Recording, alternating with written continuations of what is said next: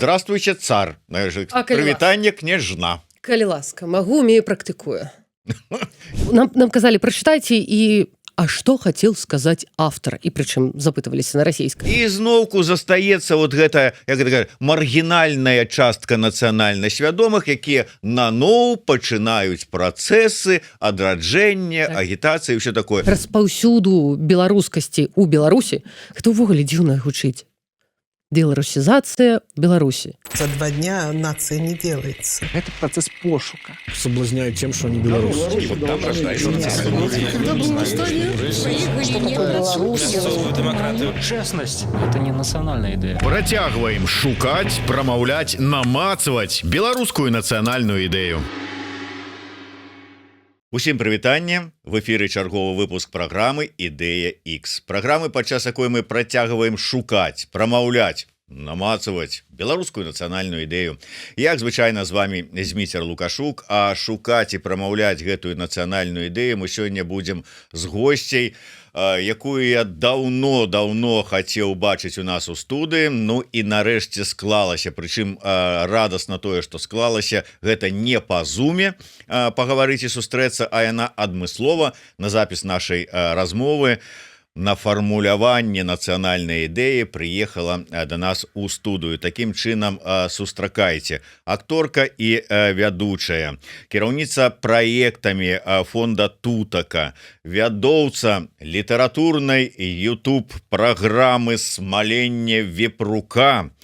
Ну, апроч таго яшчэ арт-менеджерка, мім, цырымоній майстар, рэжысёрка.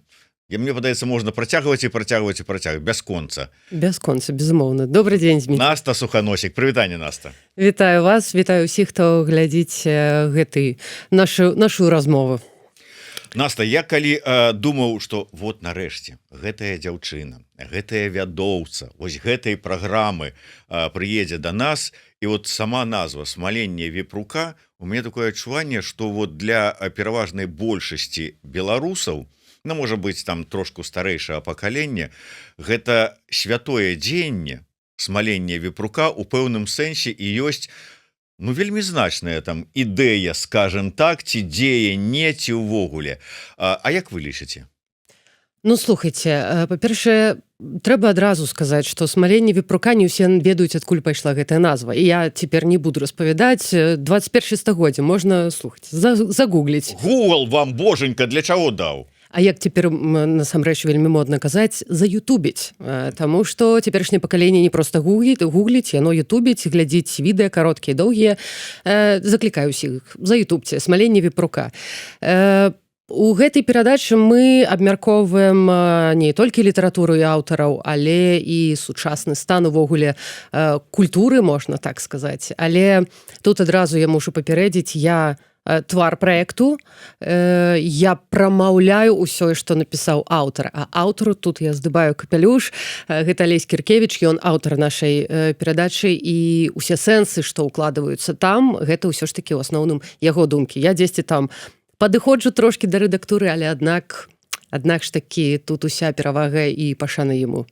Ну, дарэчы, ён быў героем нашай праграмы таксама, так што можаце пралістаць трошачку у гісторыю, паглядзець. Не так даўно спадар Кіркевіч быў у нас у студыі, і можна паглядзець, паслухаць. Але я, калі прыгадаў смаленне вепрука, безумоўна, як YouTube-праект, гэта геніяльная праграма, тут здымаю капялюш. Але я меў на ўвазе сам працэс. Вось вы прысутнічалі пры смаленні вепрука, не запісу праграмы, а вот калі вот этой вот лямпай этой керасінавай і вот так вот фух, і потым ножычкам. Ой, на жаль, так, прысутнічала, таму што хоць я і нарадзілася ў горадзе, у Гародні, але я мела вёску, гэта пад Івацевічамі, гэта Берасцейская вобласць, і там мне давялося гэта ўбачыць, гэта... Божух, ажно дрыжыкі цяпер як успамінаю, гэта пачуць, гэты пах, гэта для мяне страшэнныя ўспаміны. Нічым добрым я не магу гэта ўспомніць, праўда. Для мяне гэта быў самы страшны момант, калі едзеш да бабці і там вось гэта ўсё бачыш і чуеш. Безумоўна, мяса я люблю. Але ўвесь працэс і смаленне, абсмальванне... Не. Але ж вот вы назіралі за рэакцыяй сваіх блізкіх там, якія ўдзельнічалі ў гэтым працэсе, той же самай бабулі, тых же самых іншых людзей, якія былі задзейнічаны ў працэсе, такое святадзейство. Безумоўна, але для іх гэта ўжо было такое, ну, можна сказаць, штодзённасць. Гэта ўжо звычай, нейкі абрад, калі збіраецца ўся сям'я, усе ведаюць, што цяпер будуць там рэзаць гэтага кабанчыка, будуць пазней абсмальваць, будзе нейкая свежаніна, ўсё будзе смачна, будуць збірацца за сталом, і гэта больш пра нейкі абрад. А для мяне сям'я мае вялікае значэнне, таму я была вымушана просто трымацца пры ўсім гэтым працэсе, каб пазней пасядзець з сям'ёй за вялікім сталом, паразмаўляць аб чымсьці. Таму я скажу, што гэта больш для мяне такі момант, ну, не скажу, што гэта траўматычны, але, ну, існуе ў маім жыцці. Сям'я, што для вас азначае гэта? Ой, Зміцер, вы хочаце, каб я заплакала? Прям адразу, спачатку, з месца ў кар'ер. Я не магу сказаць, што... Не, я скажу так, што гэта, хутчэй за ўсё, самае галоўнае, што ёсць у маім жыцці. На жаль, моя сям'я засталася ў Беларусі. Мне гэтага вельмі моцна не хапае. На жаль, пасля майго ад'езду стала сям'я збірацца значна менш, і цяпер яны не святкуюць, як мы гэта заўсёды называлі, дзень гожскай мацері, таму што нам проста патрэбна было прыдумаць хоць нейкае свята, каб сабрацца, хоць нейкі повад, проста каб сустрэць адзін аднога. І мы просто прыдумалі такое свята дзень гожскай мацері, таму што бабуля з дзядуляй жывуць і дагэтуль у вёсцы, якая называецца Гожа. І таму мы вось прыдумлялі, у нас дзень гожскай мацері мог быць хоць кожны аўторак, хоць кожную суботу, як заўзгодна. Самае галоўнае было сустракацца заўсёды разам. І дагэтуль сям'я для мяне мае велічэзнае значэнне, самае вялікае, што можа быць. Добра, я пашыру сваё пытанне для вас і для беларусаў, ваш погляд, для беларусаў, наколькі важна разуменне свайго радавода.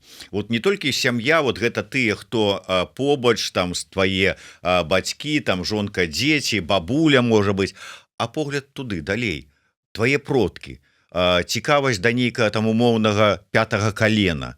Вот яна ёсць, не, і наколькі гэта важна ці не важна? У маёй сям'і гэта існуе. Гэта не выключэнне. Я ведаю такіх падобных людзей да сябе і сем'і, але ось, прынамсі, зусім нядаўна мы сталі разбірацца вось туды не да пятага калена, як вы кажаце, трошачкі вышэй, аднак, але дакапаліся да такіх цудоўных рэчаў. Проста я нават не ведала, што ёсць такое ў маёй сям'і. Але мы капнулі толькі ў адзін бок, а цяпер перад намі яшчэ другая частка, па бацькі туды пайсці паглядзець. І падаецца, вось стварыць гэтае сямейнае дрэва, як бы яно папсова не гучала, не выглядала, але павесці яго сабе на сцену са здымкамі, гэта вельмі крутая штука, якая проста ты просто не ведаю, штодзённа праходзіш міма, бачыш, узгадваеш. А для мяне, у мяне ёсць такая яшчэ адна не ведаю, страх за сябе, што мяне забудуць. Я вельмі баюся, і таму, хутчэй за ўсё, я бяруся за розныя праекты, і тэатр, і рэжысура, і YouTube, каб пра мяне не забыліся. Я вельмі пра гэта баюся. Я не просто след, а такую купіну слядоў розных я пакінуць. хачу застацца на сямейным дрэве, не ведаю, сваіх унукаў, каб быў там мой здымачак, было напісана Настась Суханосік. І вось усё, што вы пералічылі спачатку, і там яшчэ дададзім пару рэгаліў. Я просто цікав, ну, как бы троху здзіўлены быў, што вот гэта цікавасць сваімі продкамі, яна не вельмі пашыраная ў беларусаў. Можа, я памыляюся, можа, оно ёсць, але ці не праяўляецца, ці пра гэта не гавораць, бо это сваё нейкае ўнутранае асабістае. Але мне неяк сказалі такую думку: слухай, ну а што там капацца? Мы ж сялянская нацыя. Там же, ну, сяляне, што ты пра іх даведай? Нават калі даведаешся, ну, сядзеў там нейкі пан сахі і касы, і ўсё, от там-то дзе-небудзь у Польшчы, да прыкладу, там же ж усе паны, і ці падпанкі ў горшым выпадку, там шляхта, ўсё такое. А мы шо? Мне падаецца залежыць ад асяроддзя. Я знаходзілася і ў Беларусі, цяпер у міграцыі знаходжуся ў такім асяроддзі, якое вельмі лічыць каштоўным, вельмі грунтоўным сям'ю. І таму для мяне гэта нічога дзіўнага, што людзі цікавяцца гісторыяй свайго роду. Для мяне гэта штосьці такое ўжо звычайнае, ці можна, я магу так сказаць. А вось гэта пра саху касу, сахой на сонейка, камон, ёсць і такія людзі, дайце людзям выбіраць, што яны хочуць. Хочуць цікавіцца сваёй сям'ёй ці не, гэта цалкам іх выбар. Не, я до того, что потым сказали, вот глядзі, ты складзеш такое дрэва, і тут у тебе тут шляхціч там завальня, тут у тебе там пан такі-то, там які-нибудь княжы цырульнік. А ты складзеш, а вот там селянін з вёскі такой-то, а вось там такі-то селянін, і нічога цікавага, што тут на стенку вешаць такі радавод. У гэтым і прыгажосць, што кожны чалавек, няма ніякага значэння, кім ён быў, селянінам, шляхтай, не ведаю, нейкім багатым чалавекам. Гэта зусім, прынамсі для мяне, гэта не мае ніякага значэння. Галоўнае, што чалавек быў, існаваў, штосьці зрабіў і даў свайму пакаленню трошкі крок наперад. Як вы лічыце, чаму беларусы, прынамсі да 20-го года, безумоўна, не ўсе, вот я тут ужываю слово беларусы, але пераважная большасць, не асабліва ганарыліся ні сваім беларусамі, там, сваёй нацыяй, сваім народам, сваім этнасам, типа там, а ты хто там, а ты адкуль? А мы вот там, каля России, мы вот там, ці там русские, калі вот там, асабліва дзе-нибудь едзеш за мяжу, і там пытаются, там, шо ты там, адкуль? Мы там, мы русские, короче. Вот адкуль гэта? Чаму так адбываецца? Паўтаруся, ўсё залежыць ад асяроддзя. У маім асяроддзі такога няма. Я заўсёды была ў гэтай беларускай бурбалцы, таму для мяне дзіўна, калі людзі так кажуць. Добра, адкуль яна ўзялася у цябе, вот эта беларуская бурбалка? Беларуская бурбалка... Хутчэй за ўсё, я так, прынамсі, задумваюся, што хутчэй за ўсё гэта ў мяне пачалося дзесьці з сярэдняй школы. У мяне была просто мега настаўніца па беларускай мове і літаратуры. Яна была і класнай кіраўнічкай нашага класу. І яна не тое, што выкладала беларускую мову зразумела і літаратуру, яна і ў звычайным жыцці размаўляла па-беларуску. І вось гэта я дагэтуль памятаю выразы маўпы з вочкамі і там штосьці яшчэ такое. І яна да нас прывяла нам гэтую беларускую мову як штосьці, што ёсць тут і цяпер. То бок для мяне беларуская мова і ўвогуле беларуская культура не была нечым такім іншым, не маім. Яна была заўсёды дзесьці побач. І вось, не ведаю, Рэгіна Іпалітаўна, дзякую вам вялікі за тое, што вы нам далі, але далей яно ўсё так намацвалася, і пазней, калі я паступіла ў каледж гарадзенскі, я вучылася на рэжысуры абрадаў святаў. І там таксама, гэта ўжо асяроддзе маё, дзе мы вывучалі гэта ўсё. І жніво, і багач, і дзяды, і ўсё гэтак далей. І таму там была гэта бурбалка моя беларуская. І ва універсітэце таксама, калі я вышэйшую адукацыю атрымлівала, і пазней, і ў тэатры, калі я працавала, заўсёды вакол мяне былі людзі, якія займаліся фальклорам, даследаваннем гісторыяй, літаратурай, культурай увогуле. Таму мне падаецца, гэта ўсё жыццё маё было такое сэнсоўнае з беларускай культурай, тоеснасцю звязана. Але што датычна беларускай мовы, вось тут цікава. Я заўсёды яе ведала даволі на добрым узроўні. Але мне заўсёды было сорамна размаўляць. Таму што мне падаецца, што гэта так усе, хто толькі пачынае, спрачыняецца да беларускай мовы, робіш ты памылкі, робіш націскі не так, неяк вось сорамна. Лепш буду на расейскай, і так усе ўсё зразумеюць. І толькі ўжо калі я прыйшла вось ужо ў эміграцыі, я прыйшла працаваць у фонд Тутака, у нас асноўная мова на працы гэта беларуская. Хоць там працуюць і мясцовыя беларусы, і палякі, і беларусы з Беларусі. Асноўная мова беларуская. І так вось штодзённа ты на ёй размаўляеш, вядзеш камунікацыю. Я вярталася да хаты, размаўляла зноў на расейскай. І ў нейкі момант я зразумела, што я прыходжу да хаты і перакладаю. перакладаю з беларускай на расейскую. Чакай, да хаты гэта ўжо тут у Тут у эміграцыі. эміграцыі, менавіта ў эміграцыі. Так. То бок, калі я жыла ў Беларусі, у мяне не было гэтага штрушка, гэтага некага магічнага пендзеля, не ведаю. А вось тут у фондзе ён з'явіўся. Яно неяк так натуральна адбылося, я б так сказала. І ў нейкі момант, я нават дакладна памятаю, мы ехалі з сябрамі ў Гданьск, мы ехалі ў цягніку, і я даволі чалавек, які любіць балбатаць, я без перапынку магу гэта рабіць. І мае сябры заўважылі, што я неяк медленно размаўляю.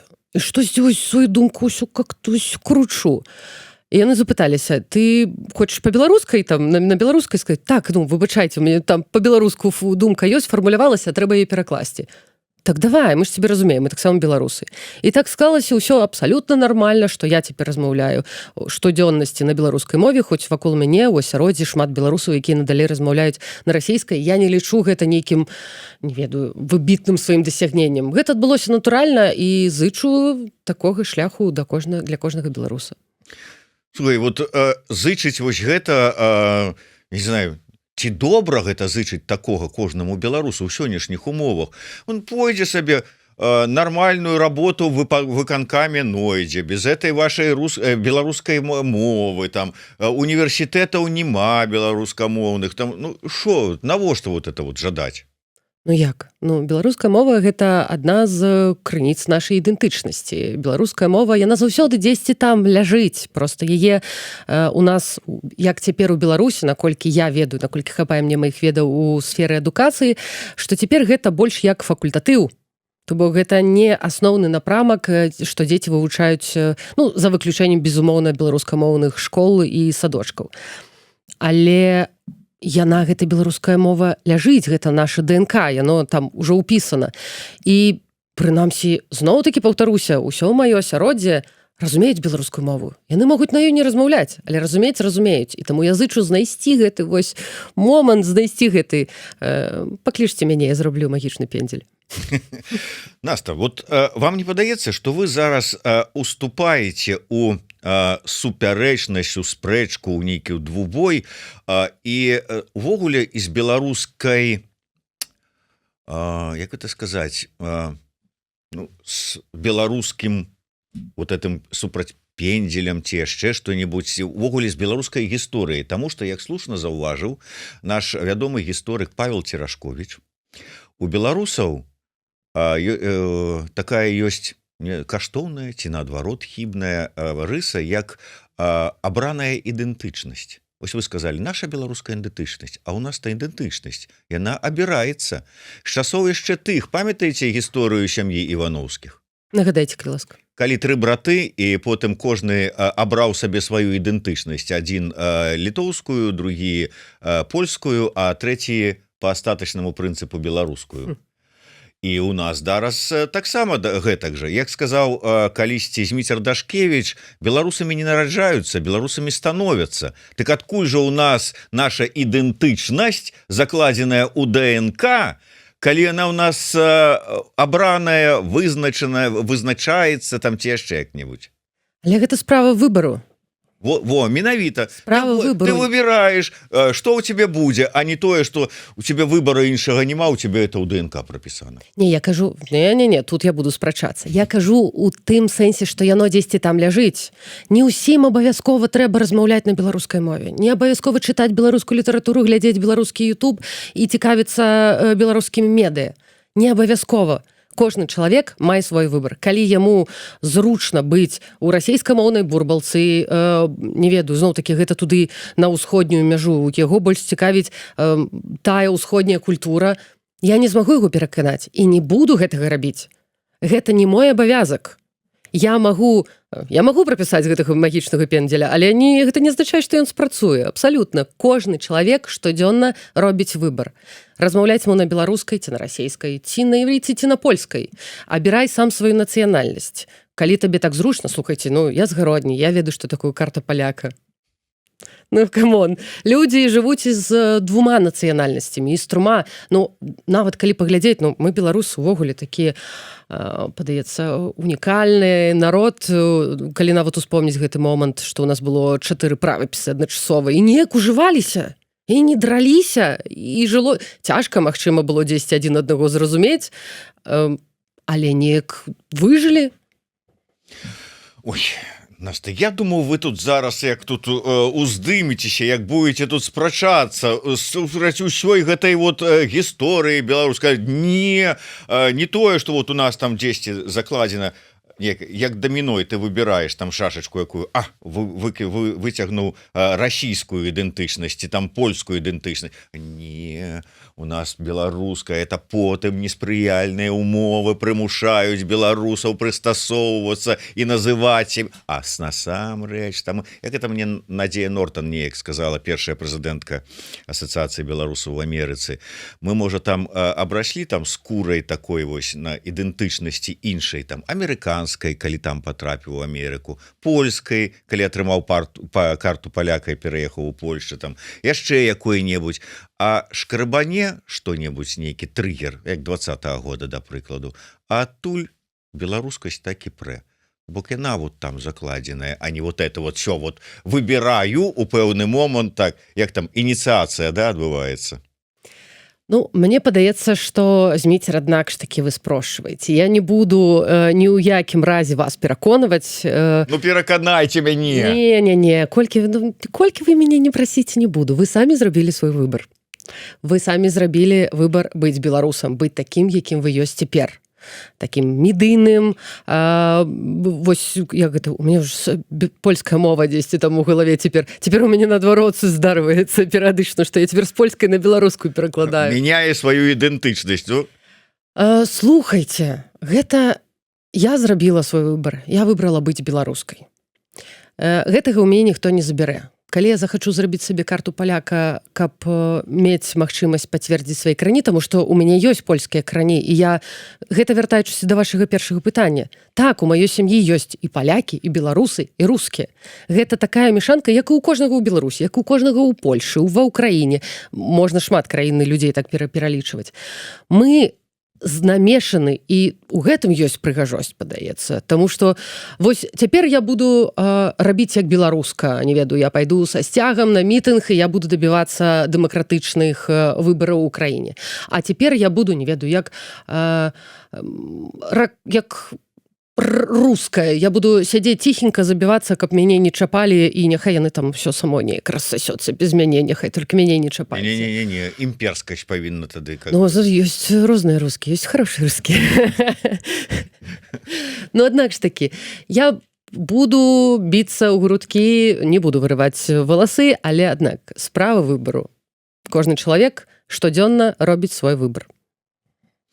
І варта рабіць его ўсё ж таки на карысць беларускасці і беларускай ідэнтычнасці. Это я так з пафасам завяршаю вашу вот гэтую цытату. Ну, таму што я зрабіла выбар, пра гэта я не буду адмаўляцца ніколі. Як вы ставіцеся да нашай тутэйшасці?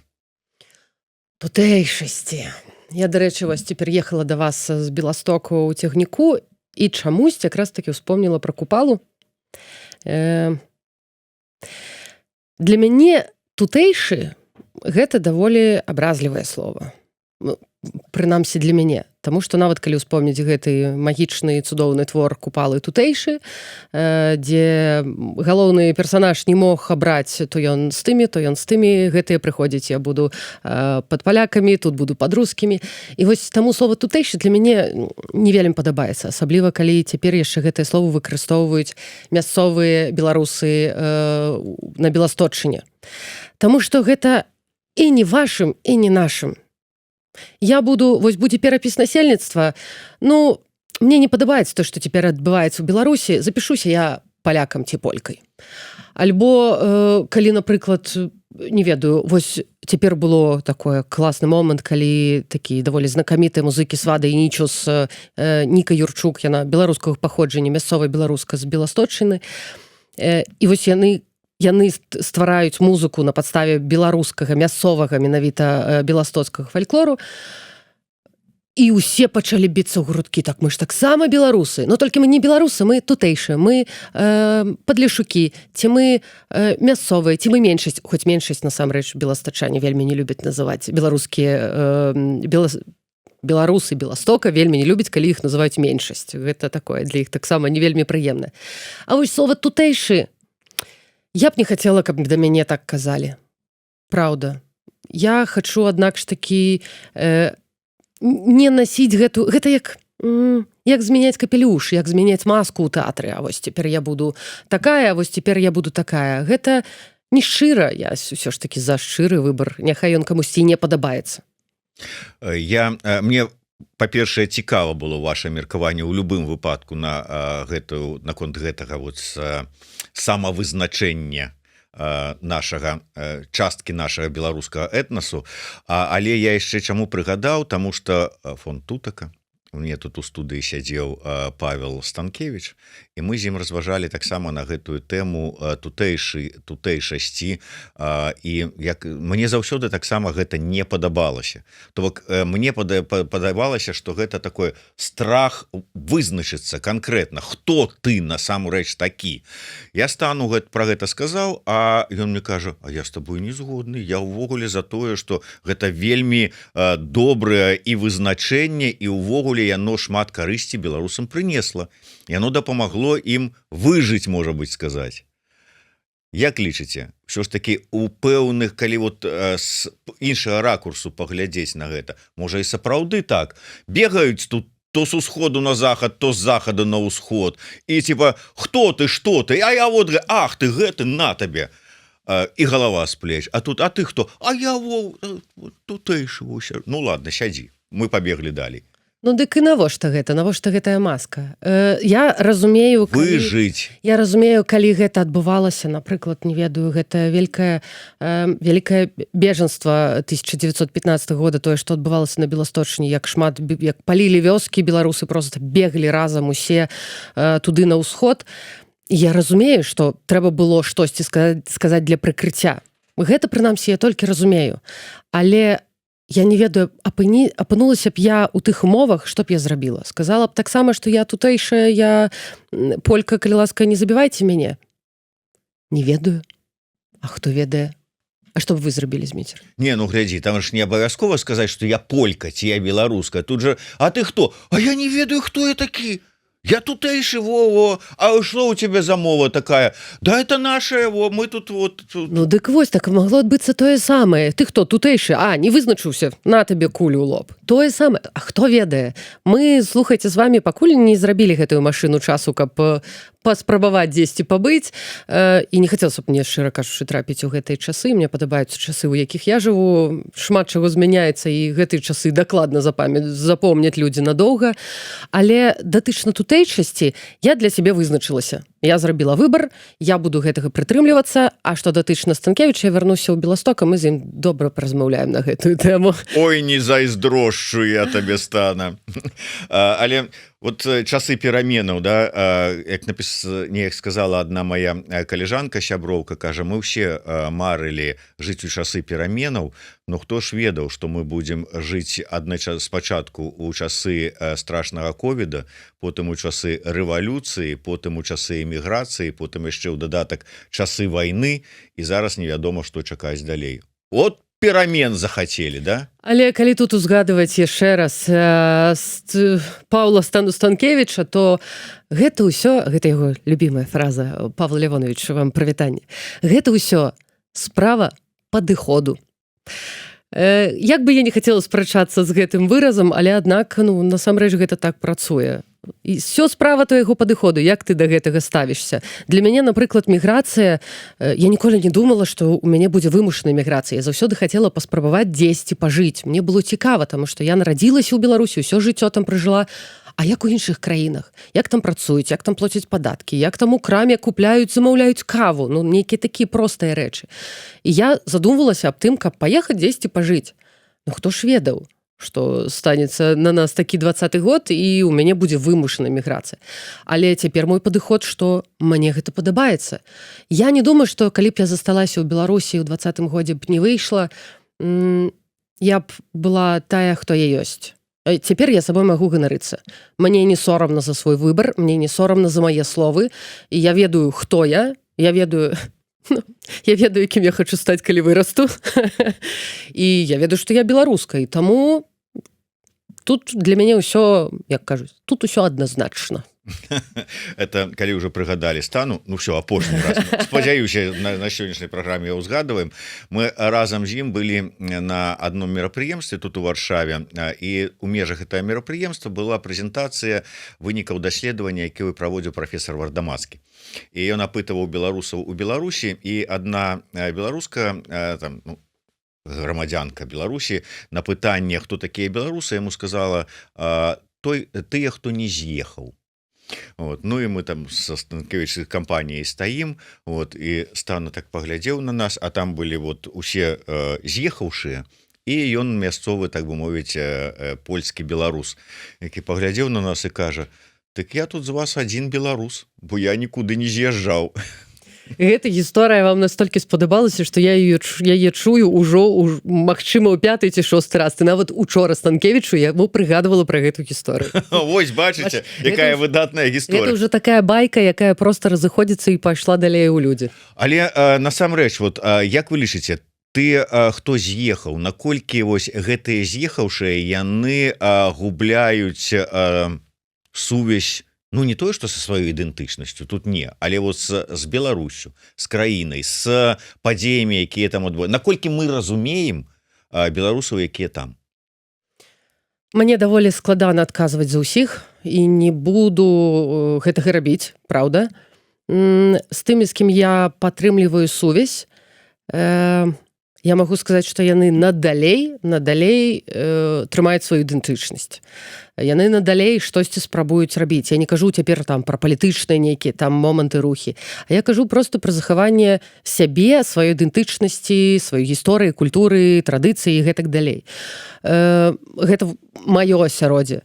І зноў-такі я пераехала сюды, я зноў-такі ў гэтай беларускай бурбалцы, і ўсё вакол мяне нейкі мурашы, ўсё штосьці робіцца, ютуб-каналы ствараюцца, праграмы робяцца, фестывалі, праекты, нейкая дзейнасць існуе. І я разумею тых людзей, якія эмігравалі вымушана і працуюць, не ведаю, там, у Жабцы, Бедронцы, і ім хапае грошай выключна на тое, каб аплаціць аренду кватэры і купіць ежу, і яны больш нічога не хочуць. Яны не хочуць, пра якую беларускую мову вы кажаце? Дайце нам польскую вывучыць, каб проста выжыць. Пра якія мерапрыемствы вы кажаце? Фестываль платны? Купіць квіток на беларускі фестываль? Ну, камон, я гэтага не буду рабіць. Разумею іх. Але, слухайце, ну, мы штодзённа прачынаючыся вырашаем, у чым мы сёння пойдзем на працу. Увогуле пойдзем мы сёння на працу ці не. Буду сёння размаўляць на польскай ці на беларускай. Вось абралі людзі такі шлях, што яны не выехалі, напрыклад. Яны вырашылі заставацца і штосьці рабіць там. Разумею іх, і нічога не магу сказаць. Жадаем толькі сілы, эмоцыі, вытрымкі, персена, навапасіта і што там яшчэ супакойваючага. Галаперидола.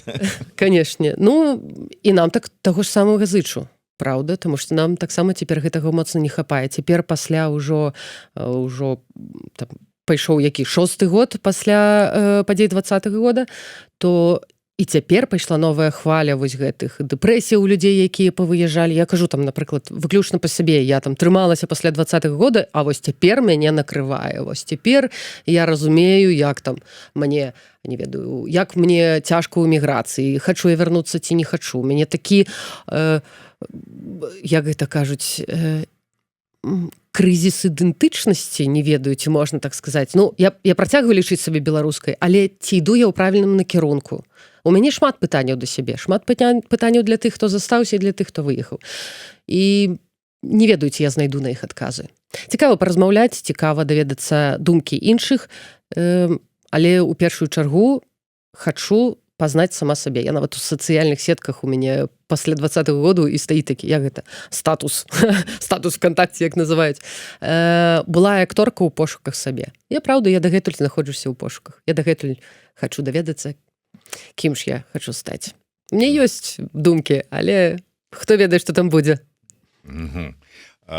Стаць у сэнсе прафесіі, у сэнсе усведамлення сябе, у сэнсе сваёй ну той же самой ідэнтычнасці или самаідэнтыфікацыі? Са сваёй ідэнтычнасцю я вызначылася ўжо даўно. Тут у мяне вось у гэтай тэме мне няма ніякіх пытанняў. Просто што калі я жыла ў Беларусі, я была менш актыўная. Я ведала, што я беларуска, я ведала беларускую мову, але нічога з гэтым не рабіла. Ну, можна так сказаць. Я была ў гэтай беларускамоўнай бурбалцы, удзельнічала ў розных праектах, але настолькі, наколькі актыўна я цяпер у гэтай сферы, я не была ў Беларусі. І гэта дзякуючы міграцыі, можна сказаць. Але што датычна самавызначэння, я тут даведалася, што ніколі не позна мяняць прафесію. Вось мне цяпер ўжо які мне годзік пайшоў. 36 годзік мне пайшоў. Я яшчэ маладая, мне пайшоў 36 годзік, і я ўпэўнена, што я ўсё яшчэ магу змяніць прафесію, сферу дзейнасці. Я магу быць кім заўзгодна, калі заўзгодна, на якой заўзгодна пасадзе, я ў сябе веру. Але для гэтага проста патрэбна прайсці праз гэты крызіс. У кожнага ён праходзіць у розным этапе. Вось цяпер ён мяне накрыў. Ну, вот так вот. На любой посаде говорит: здравствуйте, цар. Прывітанне, княжна. Калі ласка, магу, умею, практыкую. Не сумею. А бачите, и одразу вот как при слове княжна, аж как бы так осанка выправилась и все. Слухай, а ці не своечасовы, ці можа быць заўчасны, ці можа быць увогуле непатрэбны быў 20-й год нам? Не згодна. Хацелася б, безумоўна, каб гэта ўсё было раней. Хацелася, каб штосьці змянілася і ў 10-м, і ў 96-м, і 94-м.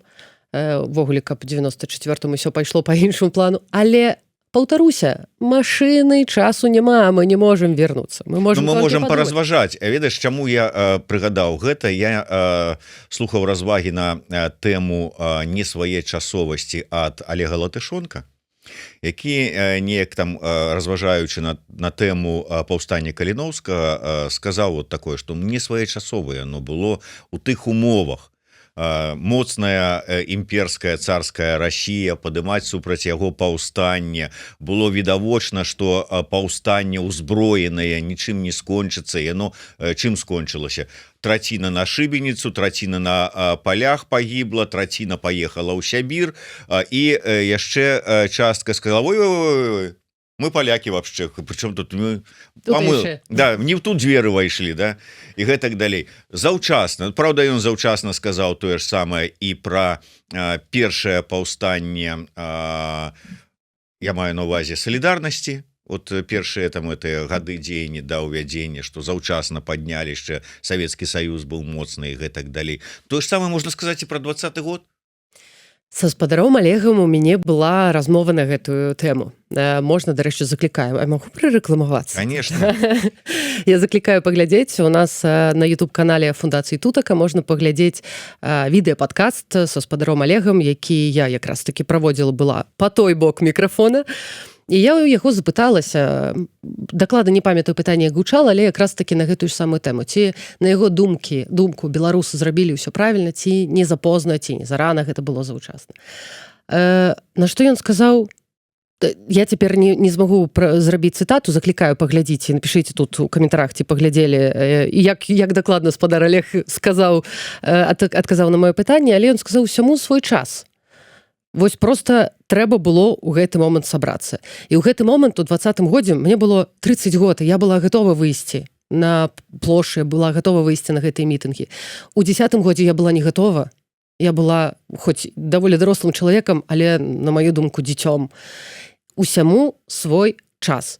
Калі гэта адбылося, дзякуй Богу, што гэта ўвогуле адбылося. Вы можете сабе ўявіць? Ну, гэта быў свой час для канкрэтна, вось, напрыклад, Насты Суханосік. Вот якраз яна саспела да таго. А калі мы гаворым пра нацыю?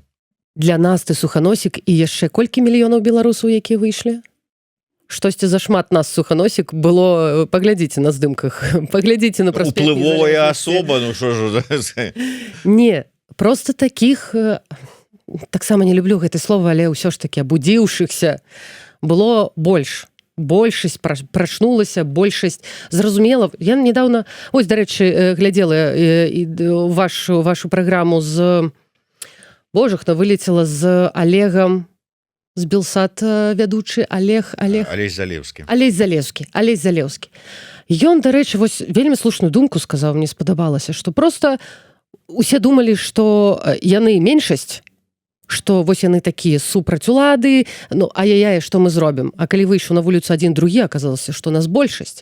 І насамрэч, мы просто далучыліся да большасці. І мне падаецца, што 20-й год просто паказаў, як гэта, весна пакажа, хто где. І вось 20-й год паказаў, што мы былі гатовы да гэтага. Але зрабілі мы ўсё правільна ці не, гэта ўжо зноў-такі не мне вырашаць. Я магу толькі адказваць за сябе. Мне не сорамна за тое, што я зрабіла. Магу паўтарыць. І я б зрабіла ўсё тое самае.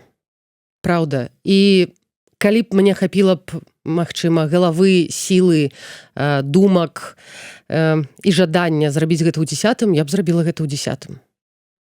А можа і раней. Ну, вось так, можа, дзесьці. У 4 годзіка пайшла б дзесьці. На выбары прагаласавала б супраць. Why not? А ўсё ж такі, наколькі вось мы разважаем пра тое, што правільна, неправільна было зроблена. А я павярну па-іншаму пытанне. Ўсё ж такі шмат развагаў пра тое, што з такімі зменамі не справіцца без сілавога сцэнару.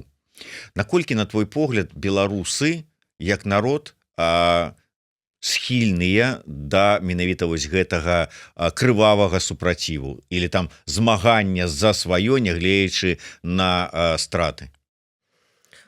Я, магчыма, як буду гэта кружэлка, якая скончваецца, пастаянна вяртаецца на тое ж самае кола.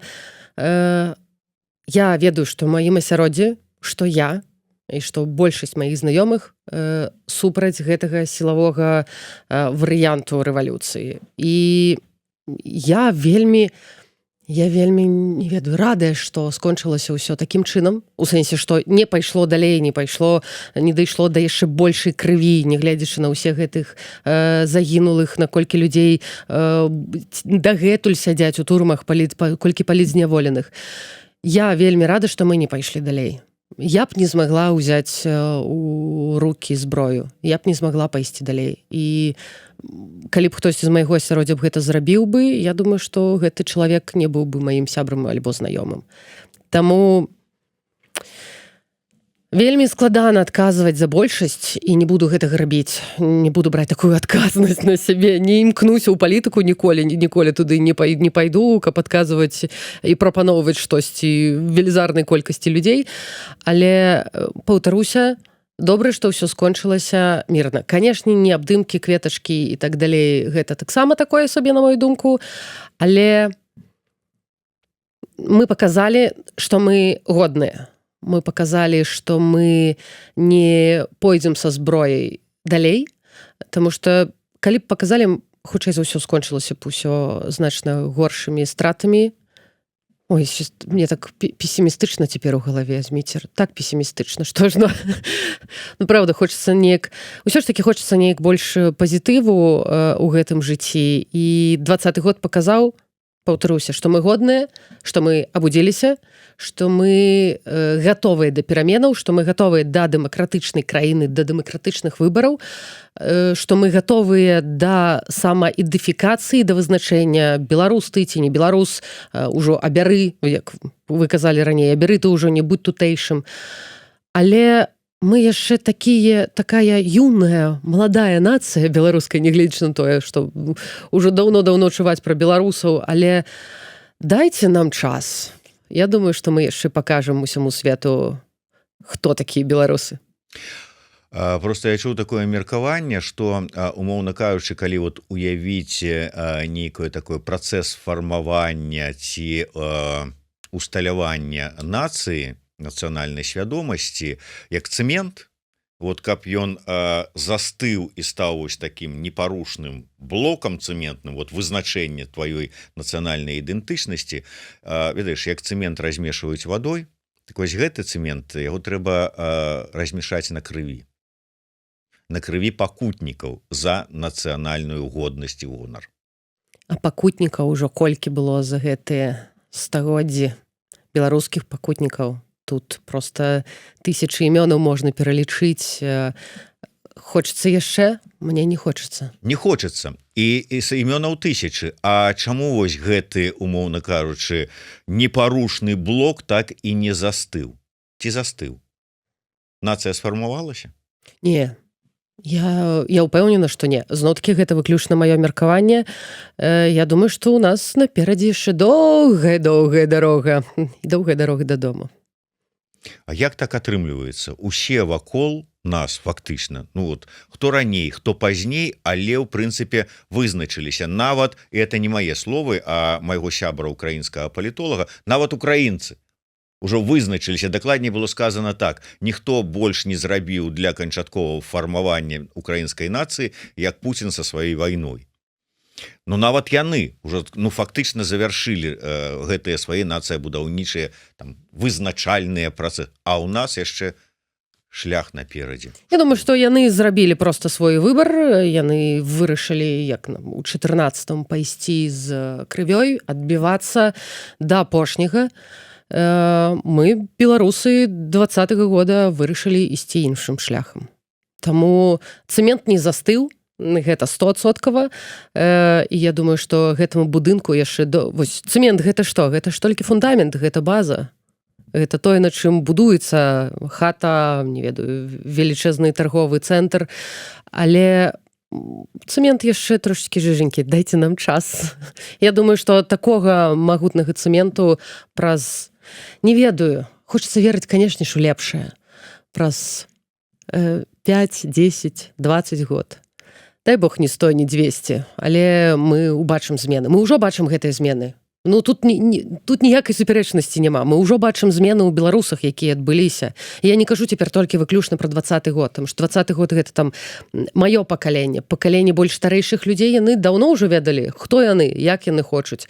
Проста, што, магчыма, ім не хапіла сілы, трываласці, добрай палітычнай праграмы, добрай апазіцыі, не ведаю. Тут шмат можна чаго накідваць. Магчыма, ім чагосьці не хапіла, каб мы жылі ў лепшай краіне. Але я спадзяюся, што нам гэтага хопіць, каб нашы дзеці і ўнукі жылі ў лепшай краіне. Вот калі пра гэта казаць, я прыгадываю размову з Акудовічам, который вот са старэйшага пакалення, Валянцінам. З тых, што ўжо как вызначыўся пакаленне. Ты мне сказаў, мы спозненая нацыя. Так колькі мы будзем спазняцца? Кожны фарміруецца па-свойму. Ёсць, ну, давайте на прыкладзе, не ведаю, зусім недавно адзначаўся дзень свядомасці пра аўтызм, калі я правільна сфармулюю думку. Пра гэта проста трэба казаць. Проста услых прамаўляць. У нас для гэтага ёсць, я цяпер як настаўніца, выкладчыца рыторыкі і сцэнічнай мовы, у нас ёсць язык з вами, у нас ёсць рот, у нас ёсць галава, каб думаць. Пра гэта проста трэба прамаўляць услых. Магчыма, не хапіла прамовы гэтай ранейшай, гэтага старэйшага пакалення. І не факт, што хопіць цяперашняга пакалення. Магчыма, тое пакаленне, якое за намі, даб'ецца большых поспехаў у гэтай галіне. Не ведаю, паглядзім. Я веру ў нас, у іх, я веру ў светлую будучыню. Я чуў таксама ад адной з нашых гасцей, Ганна Комар, такая добрая паэтэса, яна неяк сказала, ведаеш, што яна сутыкнулася з такім, бачаннем сітуацыі, што ў нас перарванасць пакаленняў існуе. Так вот, вы ўзгадалі пакаленне старэйшае, якое-то вызначылася, а вот мы не вызначыліся таму, што, а вот чаму яны нам не перадалі, мы не ўзялі, ці яшчэ што. Але ёсць сапраўды вельмі шмат такіх вось лакун. То есть вот шлях і нейкія такія правалы. Мы ведаем, што спрабавалі там пабудаваць эту беларускую культурную некую прастору у паслярэвалюцыйны час. Потым рэпрэсіі, расстрэлы, правал. Потым нешта ізноўку было, а потым ізноў мы нікога не ведаем. І вось такія правалы у тым, што рабілася, я неяк патэлефанаваў на пачатку нашых праграмы, як толькі мы пачыналі записываць аднаму чалавеку з былому дэпутату Верховнага Савета 13-го склікання, там тыры-пыры, вот, і кажу, а давайте вот мы прыйдзіце на нашу праграму, пагаворым пра вот эту тэму. Ён кажа, не пайду. Я говорю, а чаму не пойдзеце, вам не цікава? Он говорит, мы ў канцы 80-х, на пачатку 90-х гэта ўсё прагаварылі ўжо. Чаго я буду таўчы ваду ў ступе ў чарговы раз? Я кажу, ну мы-то пра гэта не ведаем. Кажу, так ідзіце ў нацыянальную бібліятэку, ў спачыўках ўсё ёсць і паглядзіце. Говорю, ну сучаснае это пакаленне не пойдзе. Ну, масава. І от што рабіць воз гэта? Яно сапраўды ёсць такая гэта перарванасць, і што з гэтым рабіць? Я адчуваю, што ёсць, але пра вось гэтую перарванасць, што мы ўжо калісьці сказалі і больш пра гэта не будзем прамаўляць, тут прыйдзецца яшчэ раз узгадаць Паўла Станкевіча, таму што з ім у нас даволі такі вось якраз такі пра гэтую ідэнтычнасць, свядомасць.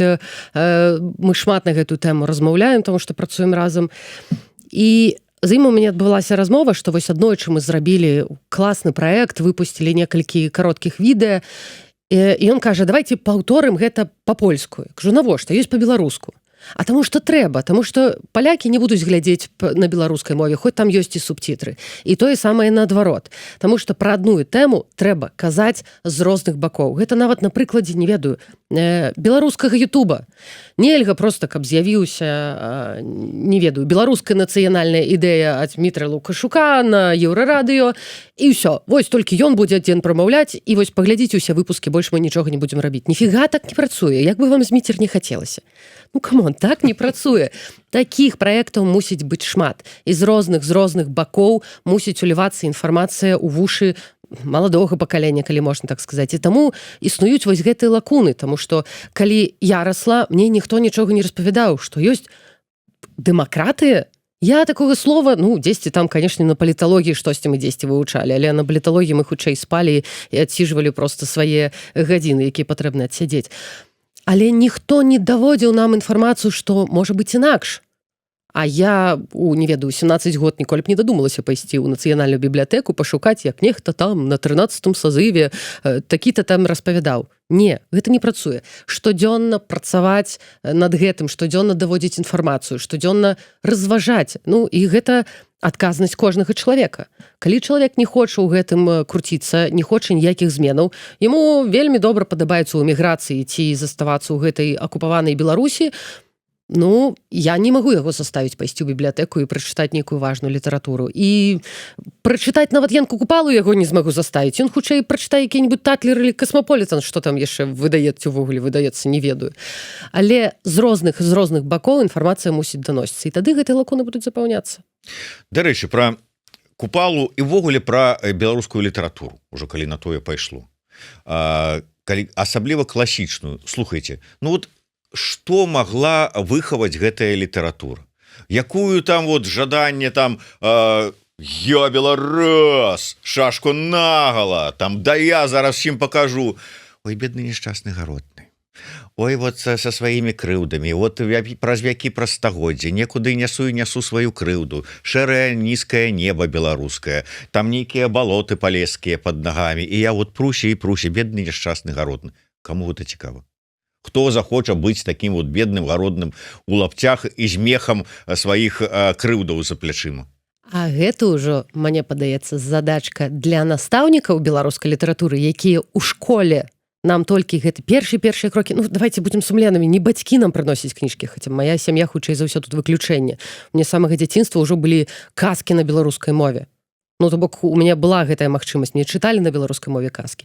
А ў школе ўсё гэта нам прыпадносілася, я не ведаю, як там было раней, адказваю выключна там за сваё пакаленне, нам падносілася гэта, ну, прачытайце, ну, калі ласка, ну, прачытайце, ну, хоць у інтэрнэт залезьце, пачытайце, ну, кароткі гэты сінопсіс, як там, пра што там было.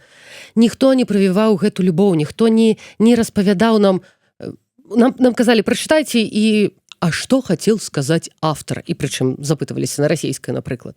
Ну, тут выключэнне моя настаўніца беларускай літаратуры, яна ўсё ж такі была адказнай. Яна гэтую любоў да беларускай літаратуры прывіла да мяне. Але, ну, калі мы разважаем на тэму класічнай літаратуры, ну, класічнай, Купала і Колас гэта класіка ўжо, так? Калі мы туды пойдзем, Барадулін і так далей. Але яна ж розная літаратура. Ёсць выкшталцоная, афігенская, ну, выбачайце, што я ўжо сленгам так размаўляю, але мова жывая, не мёртвая, кажуць, яна змяняецца. І тут я сейчас пайду ў іншую тэму. Мне шмат прылетае за маю невыкшталцоную беларускую мову, што я не размаўляю так, як трэба. Але што датычна літаратуры, яна бывае розная. Бывае дрэнная, бывае добрая. І мусіць быць розныя прыклады. Гэта як нават тэму, хоць вы цяпер свярнулі трошачкі са сцежкі ў літаратуру, мяне ўвялі, а я верну вас трошачкі назад. Мусіць быць розныя варыянты, каб чалавек прачытаў, не ведаю, каласы пад сярпом тваі і чыргінца і зразумеў, а што яму падабаецца больш? А які сэнс у чыргінца? Боже, зноў двойчы узгадала гэтага чалавека. Альбо які сэнс у каласах? Гэта адказнасць кожнага, адказнасць настаўніка, як яны нам гэта даводзілі ў дзяцінстве, таму што ўсё там збольшага фармулюецца. Адказнасць бацькоў, як яны нам гэта прыпадносяць, і адказнасць самого за сябе. Таму што я цяпер з задавальненнем чытаю беларускую літаратуру. У дзяцінстве, як бы гэта вам сказаць? Шчыра. Чытала. Таму што трэба было. Вось так, на лета задаюць штосьці. Але з дзяцінства, напрыклад, моя дагэтуль любёная кніга засталася «Дзікае паляванне караля Стаха». Я не ведаю, чаму. Якім гэта класе? У 5-м, 6-м нам гэта аддаюць. Што там дзіця гэтых 13-14 год зможа зразумець? Але штосьці мне там адклалася. Настолькі адклалася, што гэтая кніга, падораная мне ў Беларусі, пераехала са мной у міграцыю, вось такая граменная з графікай. І дагэтуль лічу, што гэта самы знакаміты, самы мой улюбёны твор на беларускай мове. Але класіка розная. Дзесьці з сахой, дзесьці пра смаленне віпрука, як яго крамсалі, палілі гэтую шкуру, а дзесьці пра, не ведаю, прыгожую вільню, дзесьці пра гістарычную гародню, дзесьці пра самабытны Віцебск, не ведаю. Яна розная, яна мусіць быць. Вот рассказывая, что с гонором таким хвалится, я вот выросла с белорусскими народными сказками, по-белоруску написанные, а вот у день, когда мы записываем эту нашу программу, у Насты вышла программа про белорусские сказки, где она и рассказывает, жах-то який, Стивен Кинг бы сполохался и наклал штаны, почитавши эти сказки, это ж ужас какой-то там, просто... трэш суцэльны. І вот на гэтым вот раслі і хвалімся гэтым. Не такія казкі ў мяне былі. Канешне, былі розныя. Я цяпер запамятала, як гэта называецца кніга з такімі вельмі жудаснымі казкамі і з ілюстрацыямі. У нас таксама, дарэчы, на смаленні віпрука быў пра яе выпуск. Казкі розныя, як і класіка. Жыццё рознае, жыццё такое цікавае. Сёння добра, заўтра горш, паслязаўтра увогуле настолькі файна, што мы не ведалі, як выжылі учора. Кожны дзень ён прыпадносіць нам штосьці такое цікавае. Кожная кніга прыпадносіць нам штосьці цікавае. Не заўсёды добрая кніга прыпадносіць штосьці цікавае. Напрыклад, не будзем узгадваць аўтара, пра якога казала трошкі раней. Але трэба чытаць. У любым разе трэба чытаць. Вы можете з першых сторонак зразумець, заходзіць вам ці не. А бываюць... я зноў-такі толькі са свайго досведу кажу, бываюць кнігі, калі я чытаю і разумею, боже, якая ж цягамоца, як же ж гэта можна было напісаць, але трэба дачытаць, каб зразумець, што ж там было напрыканцы. І вось я сябе застаўляю, прымушаю гэта ўсё рабіць. Дачытаю, закрыла і забыла. Але з чувством выполненного долга, як кажуць. Я так люблю усе гэтыя расійскія словечкі ўстаўляць у мову, за што мне таксама прылетае. Таму што доўгі час была расійскамоўная. Расійская моя другая родная мова, і гэта будзе заўсёды. Таксама працягваю чытаць на расійскай мове, але цяпер у міграцыі пачала чытаць яшчэ і на польскай мове, але беларускіх аўтараў. Слухай, але ўсё ж таки, ці не падаецца, што класіка ўсё это добра, сур'ёзныя кнігі это добра, там і цікавыя і не вельмі, як ты кажаш, але можа быць нам не хапае для вот такого масавага чытача, не данцовай, умоўна кажучы, а вось нейкай такой міфілагізацыі.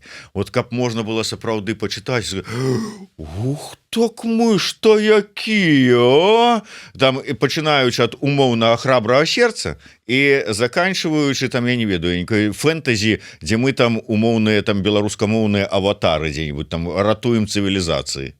Так такое ёсць. Ёсць, і слухайце, і пра беларускае, і беларускае фэнтэзі існуе, і нават калі толькі ўзяць гэтых беларускія нячысцікі, гэта серыя вельмі файных кніг з ілюстрацыямі, і цяпер вось выпускае мае сябручкі гурт Рэдарат, Вова і Надзя Калач, яны былі ў вас неяк тут на размове, яны выпускаюць вельмі файную кнігу як дадатак да альбому. Ёсць розная літаратура, сучасная літаратура не ўся дрэнная. Не ўся дрэнная. Канец сказу, кропка. Але трэба, каб... Зусім нядаўна я дзесьці... у Янушкевіча. Янушкевіч выказаў вельмі файную думку, што няма такога попыту на беларускую літаратуру. Каб выдавецтвы пачалі штосьці выдаваць, трэба, каб людзі ў гэтай кнігі набывалі. Ну не можа быць, што вось такая нейкая элітарная маленькая частка беларусаў купляе кнігі, а ўсе іншыя будуць толькі біцца ў грудкі, казаць мы беларусы. Трэба, каб быў попыт, каб людзі, каб выдавецтвы знайшлі грошы на друкаванне гэтых кніг, каб людзі маглі набыць гэтай кнігі. Гэта ўсё замкнутае кола. Дарэчы, мне не так даўно адбылася яшчэ размова нелітаратурная са знаёмым. Ён вельмі плакаўся мне, што няма у штучнага інтэлекту беларускай мовы. Ну як так? Ну камон, столькі ж беларусаў размаўляе на беларускай мове, прычым што ён размаўляе на расейскай. Вось трэба было яму зрабіць пераклад, і ён хацеў скарыстацца штучным інтэлектам. Я кажу, гэта зноў-такі замкнутае кола. Каб у штучным інтэлекце з'явіўся б гэты апгрейд і з'явілася беларуская мова, трэба, каб мага больш людзей перайшло на беларускую мову. На ёй размаўлялі, на ёй рабілі контент на Ютубе, на ёй пісалі.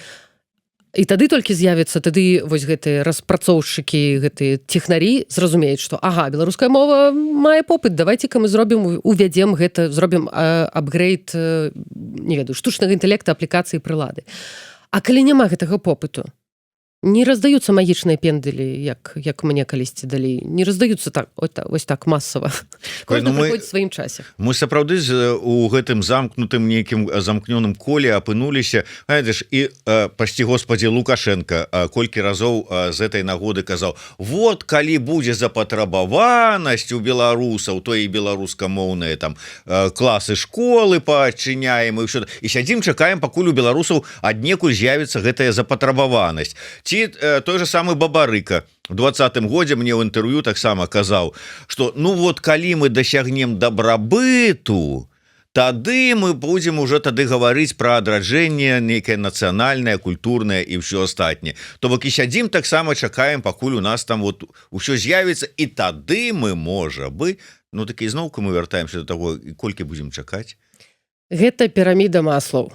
Зачыняем спачатку першы паверх свой быт, свае патрэбы. Не буду вам аб'ясняць, усё самі разумееце, і пазней толькі даходзім да нейкіх, не люблю гэта слова, але элітарных рэчаў, культуры, мовы, гісторыі, традыцыі і так далей. І туды ж літаратуры. Ці не даходзім, калі базавыя патрэбы не закрытыя? Не, можа быць, яны закрытыя, але тут у эміграцыі мы ўжо за гэты час сталі там палякамі, немцамі, канадцамі і ўсім астатнім, а там у Беларусі за гэты час, можа быць, не выключана, уже сталі рускімі са знакам качества. Не пагаджуся з вами. Не усе, не трэба ўсіх пад гэтую адну Беларусі. Не ўсе, і зноўку застаецца вот гэта, як гэта, маргінальная частка нацыянальна свядомых, якія наноў пачынаюць працэсы адраджэння, агітацыі, ўсё такое, што мы ўжо праходзілі не адзін раз у сваёй гісторыі. Таму што ўсёй гісторыі ідзе як гэта? Як гэта фігура называецца? Па спіралі. О, бачыце, мне слова ўжо не хапае. Так люблю балбатаць, што слова не хапае. Усё ідзе па спіралі, усё паўтараецца. На жаль, у нашай гісторыі. Але калі б не засталіся ў Беларусі тыя адзінкі, які хоць штосьці яшчэ робяць для захавання гэтай ідэнтычнасці, для распаўсюду беларускасці ў Беларусі, гэта ўвогуле дзіўна гучыць. Беларусізацыя Беларусі. Не дзіўна вам гучыць? Як гэта? Хто б казаў, это што дзіўна б гучала для германізацыі Германії, Польшу а для- апалячваць. да, апалячвання, а для Беларусі ну, как бы это рэчаіснасць. Вось ізноў мы з вамі ў песімізм ідзем. Не, Не? мы без ружовых акуляраў глядзім на Добра, калі без ружовых акуляраў, то я упэўнена ў тым, што тое, што мы робім цяпер у міграцыі, яно не забудзецца, яно, калі будуць змены ў Беларусі, яно перанесе, хтосьці вернецца і перанясе гэтыя веды, гэтыя, як гэта кажуць, знанне, умение, навыкі. Мне чамусь вось прям запомнілася гэта з універсітэту. Знанне, умение, навыкі, прынясе гэта назад у Беларусь і зробіць нашу краіну лепшай. Хтосьці застанецца, хтосьці тут будзе далей змагацца за гэтую беларушчыну. Хтосьці будзе, не ведаю, як спадарня Івонка Сурвіла сядзець у Канадзе і ўсё роўна змагацца за беларушчыну. Адзінкі працягваюць штосьці рабіць. Але з гэтых адзінак і складваюцца гэтыя тысячы. Давайте будзем верыць у гэтыя тысячы. Эліта заўсёды была... Боже, зноў я гэта кажу. Эліта. Можна... Трэба неяк... Давайте іншае слово прыдумаем. Гэтыя культурныя людзі, ўсё ж такі гэта былі заўсёды адзінкі. Каб існавала краіна, каб... Не ведаю, каб усё было добра, дэмакратычна, рэальна, шчыра, шчасліва, трэба, каб былі розныя пласты насельніцтва. Трэба, каб хтосьці займаўся культурай, хтосьці займаўся сялом, калгасамі, не дай бог, сялом, хтосьці смаліў віпрука, хтосьці займаўся адукацыяй і вучыў дзяцей падлеткаў беларускай літаратуры, хтосьці займаўся палітыкай.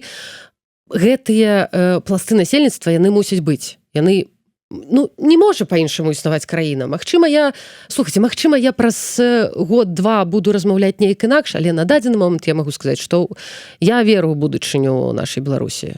Нашай, і неважна, якая гэта Беларусь будзе, беларуская зямля на тэрыторыі Беларусь, альбо Беларусь, якая тут у кожнага. І неважна зусім, дзе ты сядзіш, у Канадзе, Партугаліі, Варшаве, ці не ведаю, дзе-небудзь у Босніі.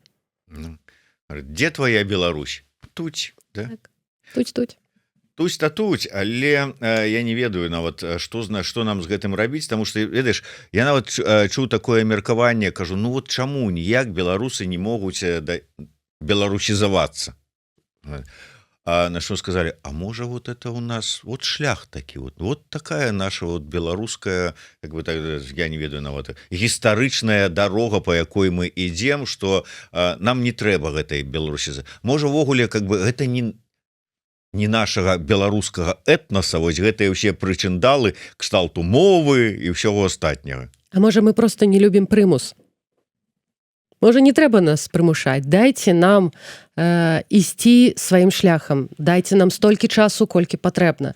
Нацыя сфарміруецца. Не любяць яны прымус. Чамусьці, калі іх прымушалі, пачалі там вот пасля асабліва другой сусветнай вайны, але перад гэтым гаварыць па-руску, то яны дзеля того, каб на супраціў не сталі гаварыць усе масава па-беларуску, а быстренько перайшлі на рускую мову, потому что кар'ера ж, вот, а там, глядзіш, у Москву возьмут. Гэта мы кажам пра большасць. Але меншасць. Зноў гэтае слово. Меншасць. Яна была... Эліта. Эліта. Ну ладно, давайте захаваем уже. Ну, давайте, да, что, ну не бамонд же говорить. Што ж мы зробім? Але вось гэты маленькая частка насельніцтва любой краіны, любой нацыі, любой ідэнтычнасці, якая займаецца прамоцыяй культуры, гісторыі і так далей, можна пералічваць доўга, менавіта яна і з'яўляецца рухавіком працэсу. На маю думку. Магчыма, просто я лічу, што належу да гэтай супольнасці. Хто ведае? Ну, сарамлівая такая, ну, але насамрэч так яно і ёсць. І я тут, можа быць, падыду да гэтай. А нацыянальная ідэя вось гэтаму народу, гэтаму этнасу, гэтай нацыі недафармаванай яшчэ да канца, яно патрэбна ці не? Я думаю, што для кожнага чалавека яна свая, і для кожнага перыяду жыцця гэтага чалавека яна свая. Калі вы зададзіце мне гэта пытанне праз паўгады, магчыма, мой адказ будзе зусім іншы. На дадзены момант я упэўнена, што усім беларусам без нягледзячы на тое, дзе яны цяпер жывуць, трэба захаваць сваю тоеснасць, сваю ідэнтычнасць, трэба захаваць сваё самавызначэнне, трэба захаваць сваё сумленне, трэба захаваць сябе і сваю менталку. У нашы часы гэта вельмі важна. Ну вот тры апошнія вот гэтыя вызначэнні я как бы пакіну без каментавання, але ўсе першыя наконт там ідэнтычнасці, ўсяго астатняга. А навошта? Вот там касмічныя караблі ўжо бараздзят. Там к Марсу Маск плануе экспедыцыю. Тут табе трансатлантычныя карпорацыі, глобалізацыя, а мы тут вот уже некая мова, гісторыя, культура. Кожны дзень чалавек прачынаючыся робіць выбар. І для мяне гэта выглядае такім чынам. Я прачнулася, я выбіраю. Сёння буду займацца бытам, альбо я сёння буду займацца культурай. Не ведаю, прыбрацца ў хаце, альбо зрабіць нейкі файны праект беларускамоўны на Ютубе. Я сёння буду займацца гістарычным пошукам якіх-небудзь, не ведаю, просто займацца гісторыяй, альбо я буду сёння сачыць у Ютубе на Еўрарадыё сучасныя навіны. Альбо я сёння буду рабіць выбар, што мне рабіць далей, альбо я буду просто як палена плыць па гэтай рачушкі, куды мяне вынесе. Кожны дзень мы робім свой нейкі выбар. І вось выбар самасвядомасці, сваёй тоеснасці, выбар самавызначэння, мне падаецца, гэта штосьці, што ляжыць. Ты вось прачынаешся, і яно неяк прыйшло. Вось сёння я буду такім дакладным беларусам. Сёння я паспрабую паразмаўляць хоць некалькі словаў на беларускай мове. Калі мяне ў таксі будзе весці таксіст беларус, я паспрабую з ім паразмаўляць на беларускай мове. А вось сёння паспрабую. А чаму не? Пытанне можа быць трошачку как бы таксама ў бок, але як для чалавека, які прачытаў шмат усяго, а можа быць это датычна, можа быць, якіх-небудзь тэатральных пастановак, можа яшчэ што-небудзь. Мне проста цікава, сярод той літаратуры, якую ты прачытала, там увогуле іншых актыўнасцях, у якіх брала ўдзел. Ну, можа літаратура, можа ці спектакль які-небудзь, можа там ты сустракала зашыфраваную нацыянальную ідэю, дзе можна было там ткнуць і сказаць, вось гэты аўтар, вось гэтая кніга, вось на гэтай старонцы, вось паглядзі 5-й радок зверху, там зашыфраваная нацыянальная ідэя. Ведаеш, дзіўна, я у Вольскага неяк спытаўся, ці можаш назваць якую песню, дзе ў цябе зашыфраваная нацыянальная ідэя? І ён не змог, што дзіўна, Таня Заміроўская назвала песню Вольскага, дзе схаваная нацыянальная ідэя, а ён не мог. А вот мне цікава, а ты вот можаш назваць такую? Вот як літаратура знаўца, чытаўца. Так, я ўсё ж такі больш аматар літаратуры, прыхільнік, а не літаратуразнаўца. Ну, я ж у якім сказала. разе, так. Калі я адкажу, што ў кожнай, нават у самай дрэннай, яна ёсць. І калі ты будзеш чытаць любую кнігу, ты знойдзеш той момант, які цябе кране, які давядзе цябе да думкі, што, а можа, вось гэта беларуская нацыянальная ідэя. І я так думаю, што шмат людзей, прынамсі майго ўзросту, не задумваюцца ўвогуле пра беларускую нацыянальную ідэю. Яны гэтым проста жывуць штодзённа. Гэта іх рэчаіснасць, і зусім неважна, ты чытаеш гэта дзесьці ў кнізе, глядзіш у Ютубе, ці, не ведаю, убачыў надпіс «Жыве Беларусь» дзесьці ў Гданьску на старай камяніцы. Зусім неважна. Галоўнае, што ты адчуваеш, што гэта ёсць. А можна нават не адчуваць. Можна проста з гэтым жыць. Наста, ты вернешся ў Беларусь? Калі для гэтага спатрэбіцца там яшчэ 5, 10, 15 гадоў. Давайте, калі надыдзе гэты момант, вы мяне запросіце яшчэ раз на эфір, і я вам дакладна ўжо распавяду пра свой план. Таму што на дадзены момант я выбрала жыць. Я проста жыву штодзённа, працую над тым, каб захаваць беларусачку ў сябе, а калі будзе магчымасць гэтай беларусачкі наведаць сваю любімую гародню, зайсці ў любімую кафейню, выпіць кавы, абняць бабулю, я гэта абавязкова зраблю. Беларусь тваёй мары — гэта Беларусь з якім палітычным рэжымам? Вось гэта вы прыгаеце, Зміцер, з такіх ностальгічных пытанняў. Я магу сказаць так. Мне б вельмі хацелася, каб гэта ўсё ж такі была парламенцкая краіна, але разумею, што калі адбудуцца змены, не прыйдзе адразу да нас парламент, не зможа быць такога. І разумею, што проста нам патрэбны час, каб дайсці да таго, каб краіна сама зразумела, каб жыхары Беларусі зразумелі, які палітычны строй яны ўсё ж такі хочуць абраць. Дадзім ім выбар, калі надыйдзе час. Цяпер мы можам толькі памарыць. Ну, так я і кажу, Беларусь твоёй мары. У гэтай... Вольная. Да, вольная, гэта зразумела. А дзяржаўная мова, там якая і колькі? Зноў-такі, я не, як гэта кажуць, грамар нацыі. Я вельмі люблю беларускую мову, я на ёй размаўляю штодзённа, але расійская мова таксама моя родная, і таму я думаю, што проста патрэбны час, каб людзі з цягам часу перайшлі на беларускую, але расійская мова ўсё ж такі пэўны час яна мусіць быць. Мы не зможам заахвоціць усіх даваць людзям прэміі, каб яны на заводзе размаўлялі па-беларуску, альбо там ішлі ў міністэрства, не ведаю, будаўніцтва, вось ты будзеш кіраўніком, міністрам будаўніцтва толькі калі ты размаўляеш па-беларуску. Не, такога ніколі не будзе. У нас не будзе тады міністра будаўніцтва, но для гэтага патрэбны пэўны час. І я думаю, што спачатку захаваць трэба дзве мовы, а далей, безумоўна, я б хацела, каб галоўная мова у такіх установах, гэта ўсё ж афіцыйная мова была беларуская, але расійская ніколі нікуды не сыдзе. Гэта таксама ўжо частка нас. Што можа стаць тым чароўным пендалем, які змусіць беларускае грамадства змяніцца каштоўнасна, вызначыцца канчаткова з ідэнтычнасцю і ўсё астатняе? А ці ён патрэбны? Усім разам? Няма абутку такога памера, каб усім разам даць гэтага магічнага. Але толькі калі ў чалавека ёсць патрэба, ён можа знайсці такога, як вы, Зміцер, такую, як я, які папросіць, выпішы мне. Падаецца, мне вось трошачкі не хапае.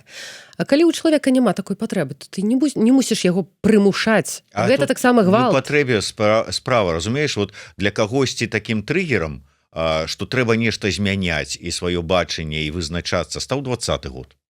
Для кагосьці 22-й, вот як для светлай памяці Мелказёрова. Для кагосьці зараз нейкія падзеі, якія адбываюцца. Ты, можа, не хочаш это, не думаеш, вот мне не хапае, а дайце мне. Ну, само неяк вот здараецца. Ну так і няхай здараецца. Просто будзем трымаць кулачкі, каб здаралася найчасцей і як у большасці колькасці людзей. Просто гэта абавязкова адбудзецца. Дайце нам шанец, Зміцер. Вы такое песімістычна неяк выглядзіце на беларусаў. Вось мы ж вашы суродзічы. Мы ж таксама беларусікі. Я ж наадварот такім чынам хачу, каб беларусы сказалі, да мы ж не такія. Вот мы зараз вот на, паглядзі. Я так, молодцы. Ну, паглядзім, чый пендзель лепш спрацуе, ваш ці мой, калі я буду так больш мягенька накіроўваць. І давай, ідзі, працуй на карысць Беларусі. Ну, будзем, да. Нацыянальная ідэя ад Насты Суханосік. Гучыць як?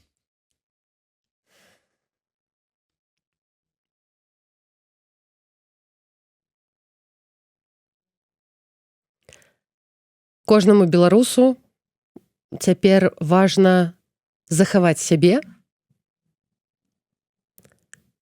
каб для новай Беларусі, светлай, дэмакратычнай, вольнай і яшчэ шмат прыкметнікаў, было для чаго працаваць, жыць, існаваць, ствараць, захоўваць, прасоўваць, намацаваць. Таму цяпер нам трэба захаваць сябе, прынамсі, ў добрым стане. І пры ўсім пры гэтым я кажу і пра псіхічны стан, і пра стан фізічны, пра здароўе, і пра стан самавызначэння. То бок цяпер трэба проста вызначыцца, кім ты хочаш быць, калі вырасцеш. Два варианта: захаваць сябе для вольнай Беларусі ці захаваць сябе і вызначыцца, кім ты будзеш. Мы кожны робім свой выбор штодзённа. Абірайце, які вам падабаецца выбраць Чакайце, сёння. чакайце, мне там можа падабаюцца абодва, а ў адпаведнасці з якім вы жывеце на дадзены момант. На дадзены момант безумоўна першы, але запытайцеся ў мяне праз паўгады, я магчыма адкажу вам штосьці іншае, зусім іншае, што вы будзеце здзіўлены і як быццам бы размаўлялі з іншым чалавекам. Але вось хітрая якая, вот фактычна ўжо напрасілася на паўторную удзел у праграме праз паўгады. Ну а што вы думалі, у нас тут літаральна хутка будзе фестываль, таму нам будзе пра што паразмаўляць. Фестываль абуджаных тутака, фестываль тутака, запрашаем усіх 16-19 ліпеня, адразу кажу, глядзіце, ідзіце на сайт тутака, запрашаем усіх на фестываль, і там будзем вызначацца з нацыянальнай ідэй. Давайте запрашаем, возьмите, давайте зробім што-нибудь цікавае на фестывале. Варушняк такі нацыянальна ідэнтычнасна арыентаваны. Варушняк пакінем у Варшаве, а тутаку зробім на паляне барык у гарадку. Туташняк такі зробім. Дзякуй вялікі. Вось гэтая кніга, калі вы яе не маеце яшчэ, будзе вам падарунак, калі гэта маеце, дадзім іншую, калі не, то пачакаем, пакуль выйдзе чарговая 4-я кніга, спадзяюся, што яна ўсё ж такі будзе і неўзабаве. Ну, адносна неўзабаве. У любым выпадку дзякуем Наста Суханосік за удзел у нашай праграме і за шыкоўную нацыянальную ідэю, ну, для дадзенага гістарычнага этапа захаваць сябе для вольнай незалежнай Беларусі. Жыве Беларусь! Жыве вечна!